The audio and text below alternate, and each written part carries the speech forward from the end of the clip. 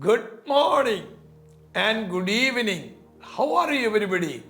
നിങ്ങൾ എല്ലാവരും സുഖമായിരിക്കുന്നെന്ന് വിശ്വസിക്കുന്നു. പ്രഭാതവന്ദനം, സന്ധ്യാവന്ദനം. How are you everybody? I hope all of you are doing well. നിങ്ങളുടെ ജീവിതത്തിൽ In your life, ആമേൻ, നിങ്ങളുടെ ചിന്തകൾ കൊണ്ട് ദൈവത്തെ പരിമിതപ്പെടുത്തരുത്. do not limit God based on your thinking. പലപ്പോഴും നാം ആമേൻ ലിമിറ്റ് ചെയ്യുകയാണ് നമ്മുടെ ദൈവത്തെ. Many a times we limit God. ദൈവത്തിന്റെ വലിപ്പത്തേക്കാൾ വലുതായി നമ്മുടെ പ്രശ്നങ്ങളെ കാണരുത്.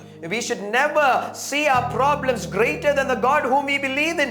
വിശ്വാസം ഒരിക്കലും കൊടുങ്കാറ്റിനെ വലുതായി കാണുന്നില്ല. Now, faith never, magnifies the storms in life. എന്നാൽ വിശ്വാസം ദൈവശക്തിയെ വലുതായി കാണുന്നു. But faith magnifies the power of God. Stop limiting God with your thinking. നിങ്ങളുടെ ചിന്താഗതികളാൽ നിങ്ങൾ ദൈവത്തെ പരിമിതപ്പെടുത്തരുത്. നടക്കുമോ? Will it happen? ആമേൻ. ലാസർ മരിച്ചു. Lazarus was dead. അവൻ ഒടുക്കത്തെ പുനരുത്ഥാനത്തിൽ അവൻ എഴുന്നേൽക്കുമെന്ന് പറയുമ്പോൾ, And as it is said in the last resurrection, he will rise. അത് യേശുവിന്റെ വാക്കിനെ ലിമിറ്റ് ചെയ്യുന്ന വാക്കുകളാണ് ജനം പറഞ്ഞത്. Those words were the words that limited the work of Christ. എന്നാൽ ആ ലിമിറ്റേഷനെ യേശു പൊളിച്ചു. But Jesus broke away that limitation. നിങ്ങളുടെ ജീവിതത്തിലെ limitation, The limitations in your life, ആമേൻ, നിങ്ങളെ മുന്നോട്ട് വിടുകയില്ല. oh, it's not helping you go forward. Stop limiting God with your thinking. നിങ്ങളുടെ ചിന്തകളാൽ ദൈവത്തെ നിങ്ങൾ പരിമിതപ്പെടുത്തരുത്. വിശാലപ്പെടുത്തുക. You need to expand. വലിയ ബ്ലെസ്സിംഗ് വരാൻ പോകുന്നു. A great blessing is about to come. Take authority over your circumstances. നിങ്ങളുടെ സാഹചര്യങ്ങളുടെ മേൽ നിങ്ങൾ അധികാരം ഏറ്റെടുക്കുക. നിങ്ങൾ അധികാരം ഏറ്റെടുത്ത് പറയുക. Oh, you need to take authority and declare. നിങ്ങളുടെ സാഹചര്യം എന്താകട്ടെ, No matter what situation or problem you have. കർത്താവ് പടകിൽ യാത്ര ചെയ്യുമ്പോൾ, As Jesus was journeying in a boat, കാറ്റ് പടകിൽ അടിച്ചു. the wind was blowing against the boat. Take authority over your circumstances. സാഹചര്യങ്ങളുടെ മേൽ നിങ്ങൾ അധികാരം ഏറ്റെടുക്കുക. യേശു പറഞ്ഞു, Jesus said, തിരമാലകളെ കണ്ട്, oh, looking at the waves, കാറ്റിനെ കണ്ട്, looking at the wind, കാറ്റേ അടങ്ങ്, oh, he calmed the wind, കടലേ ശാന്തമാക്. he calmed the storm. അവന്റെ authority, The authority that he had, the authority, കിടക്ക എടുത്ത് നടക്ക, authority. take your bed and walk.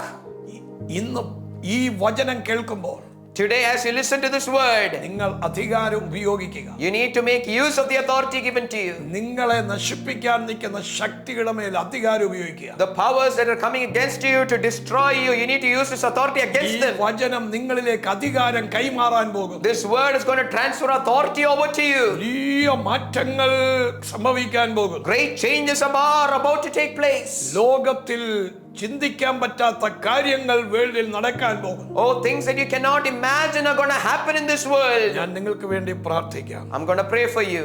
Take authority over your circumstances. നിങ്ങളുടെ സാഹചര്യങ്ങളുടെ മേൽ നിങ്ങൾ അധികാരം ഏറ്റെടുക്കുക. കർത്താവേ, Lord Jesus, ഈ ജനത്തെ ബ്ലസ് ചെയ്യണം.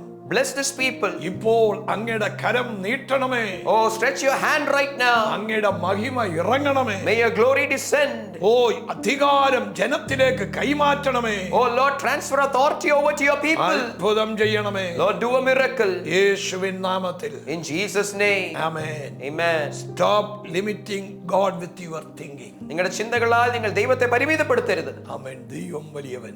God is great. നിങ്ങളുടെ ജീവിതത്തിൽ എന്തോ ഒരു മിറക്കിൾ ഇന്ന് നടന്നിരിക്കുന്നു. Oh, today a miracle has taken place in your life. നിങ്ങളുടെ ആമേൻ ഓരോ റിസൾട്ടിലും wrong information.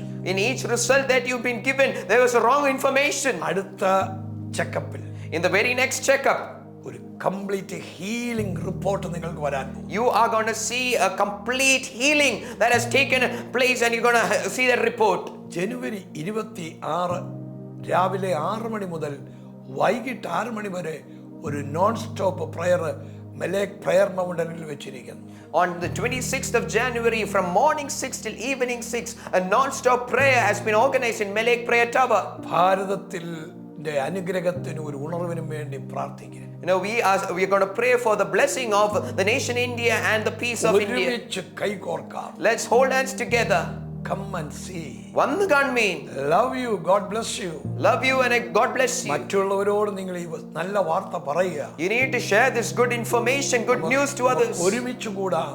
Let's gather together. God bless you.